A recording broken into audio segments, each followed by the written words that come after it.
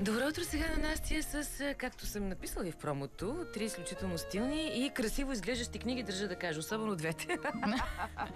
Третата вече я показахме на всички. Добро утро. Миналия път още. Ами да, аз пак така подбирам и какво става и накрая леле, сутринта си казвам, боже, колко хубави книги.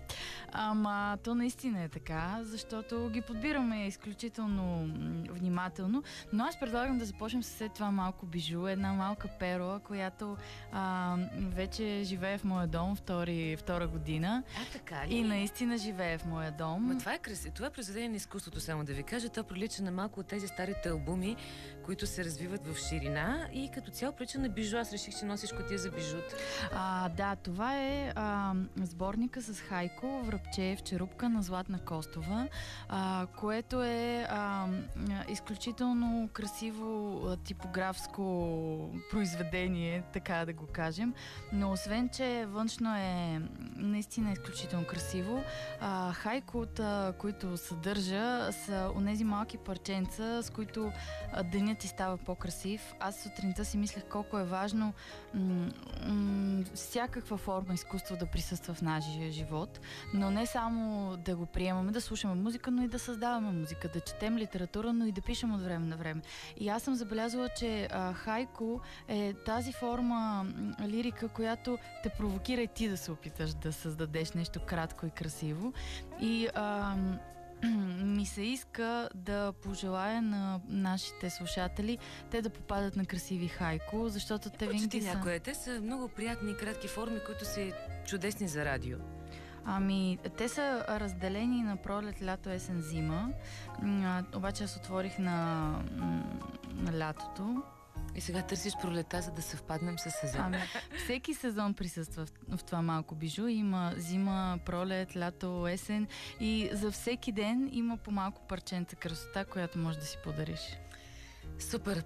Започнахме с красивата книга, след това има още две, едната от които е съблазнителна, но за нея след малко.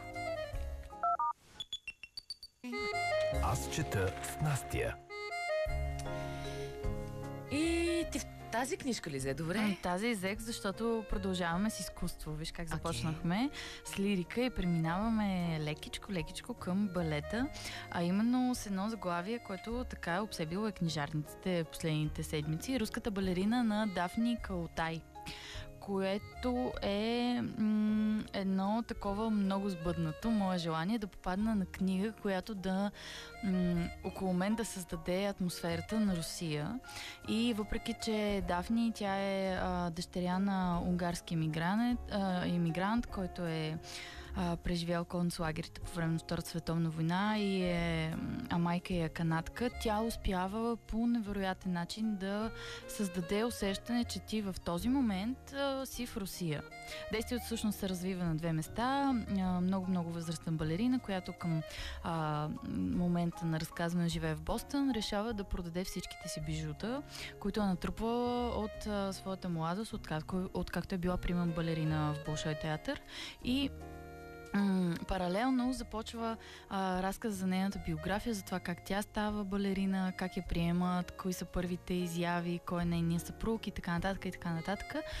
И всъщност бижутата разкриват нейните обрати в живота и се оказва, че в почти на всеки завой в нейната съдба присъства някакво бижу. Но точно разказа за нейното детство, нейните безкрайни репетиции в Москва изключително добре са предадени, изключително силно се усеща тази руска атмосфера. Аз веднага се сетих за един руски роман за обсадата на Ленинград.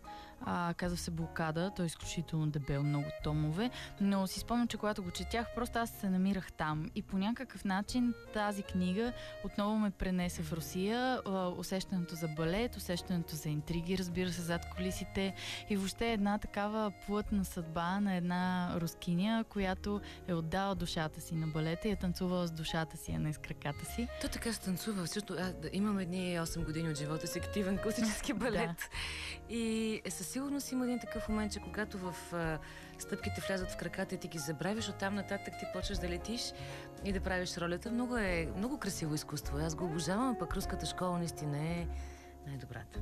И книгата е също много красива. Препоръчвам я на всички любители на балета, защото ще се потопят така временно. За 400 страници ще се потопят в балетната атмосфера. Мислиш, че ще кажеш лева и седна. Не знам. Това е билета в Болшой. А сега можете да получите цялото това усещане от тази прекрасна книга. След малко продължаваме с поредния Дюкан. Този път е с ново лице. Да, Дюкан с ново лице, защитаващ пишните женски форми. Много съм любопитна да разбера какво е написал. Аз чета с Настя. Сега да видим какво прочете Настя. Време е за Дюкян. Няма как.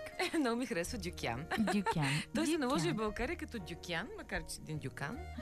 Дюкян е нашата пътеводна звезда. Нашият човек, който ще ни така приветства тази пролет, ние да не се самоизмъчваме.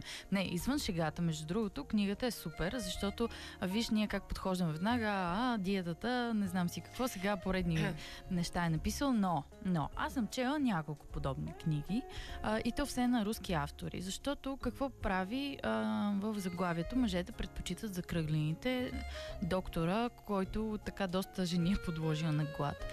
Някой им развели бъбреците, но това е друг въпрос. Той обяснява простата истина, която ние не знам защо последните десетилетия отказваме да приемем, че женският индивид обича мъжкара да е мъжкар, а мъжкият индивид обича женския да има женствени черти. И това нещо ние усещаме с всичките си сетива, чрез обонянието, чрез зрението, чрез тактилния допир. И съвсем нормално е един от така логичните характеристики на женската, тя да бъде плодовита, тя да има някакви форми, да няма форма на щека, примерно. Това е, спомням се един много сладък момент, лятото беше, ние бяхме на къмпинг Смокиня и една мъжка компания, в която аз тържествено подслушвам какво случва, те всъщност обсъждаха всички жени на плажа и основната дума беше наистина, ти казваш, фертилна. Много е фертилна, значи тази прекрасна съпоставимост на обиколката на бюст, талия и ханш, която всички мъже обожават. Тоест да има формата на пясъчен часовник. Mm-hmm. Точно това, за което говориш. Не да за щека, а да има онези формички, хълмчета за дюни, да го кажем по морски начин. Да, Дюкян той обяснява съвсем в началото на книгата нещо елементарно. Диетата, която и режима, който аз съм измислил, е подходящ за хора с свръхнаднормено тегло, защото никой не иска да бъде такъв, никой не иска до него човека да бъде такъв, а свръх килограмите ни пречат да сме здрави, трябва да ги премахнем. Но оттам нататък изключително важно е ние да бъдем женствени, ние да бъдем мъжествени, нали, в зависимост от пола, ние да бъдем такива, каквито природата ни е създала, защото като изключим комуникацията и зарибявките, в основата на всяко едно влюбване и много силно чувство стои чара. А чара е съвкупност от страшно много характеристики, в които ние винаги включваме образование, умение се държиш пред публика или в компания и така нататък, но всъщност там попадат чисто животинските характеристики на всеки от нас. Умението да се усмихваме, умението да вървим, походката и в походката, знаеш, много важна е формата на фигурата ни. Тоест, той говори за това как мъжа и жената се привличат и как със сигурност, ако ти бъдеш свръхслаб или обратно, нали, съответно свръхдебел, това няма да те направи съвсем подходящ за другия пол, защото най-малко когато ти имаш свръхкилограми, ти отново няма да създаваш здраво поколение. И книгата няма нито рецепти за отслабване, няма нищо за неговия режим. Той се позовава на исторически, биологически данни, разказва за отделни двойки животни и риби, как те привличат другия пол, нали, как при тях протичат процесите, излъчват миризма, цвета си променят. И просто изключително красива книга за взаимоотношенията между двата пола. Много е смешно. Аз чета отворено писмо до мъжете. Може ли да прочета едно малко нещо? Прочети. Опитайте се да си представите за миг реакцията на вашата съпруга, ако самоволно решите да обезкосмите напълно тялото и лицето си. Тя ще сметне, че сте превишили правата си. Защото той си маха неговите косми, но тя обича в него мъжа по дяволите, нещавеното биле, ето което това си... Мъже, не си махайте космите изцяло, много е грозно. Аз ви казвам, много е гадно. Добре, а закръглеността тежи върху кантара много повече, отколкото всичките ви косми. Значи, тук е... ако една жена съвсем оклющава, тя ограбила мъжа си. Защото това са неговите нейни форми. Виж, извода, който аз си направих, е, че е много важно и двамата да имат хубав външен вид, да бъдат поддържани спортни, здрави. И тогава целият комплекс от чар, умение да говориш, умението да разказваш вицове, въобще да си готин, забавен, силен, просто се допълва и вие ставате една непокътима двойка, която ще създава поколение. Както се казва, той може да стане нашия нов брачен консултант. За Пиер Дюкан говоря. След малко продължаваме с скритите ти таланти. Готви се!